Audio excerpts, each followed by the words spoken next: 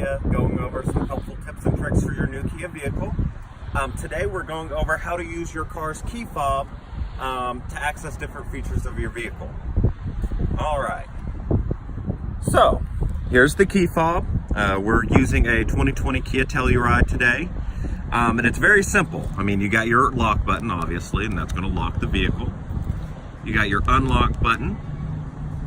You also got your trunk button, which once you hold for 1 second, and it's automatically going to release that tailgate. And once it is completely raised, you can use the key also to close the tailgate by holding again. And you'll see the tailgate close.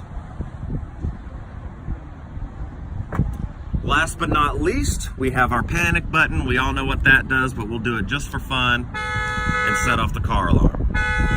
And that can just be ended just by a simple click as well. There you have it, guys.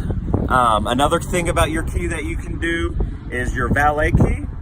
There's a little button right here that releases that. You press it and pull, and a valet key is available.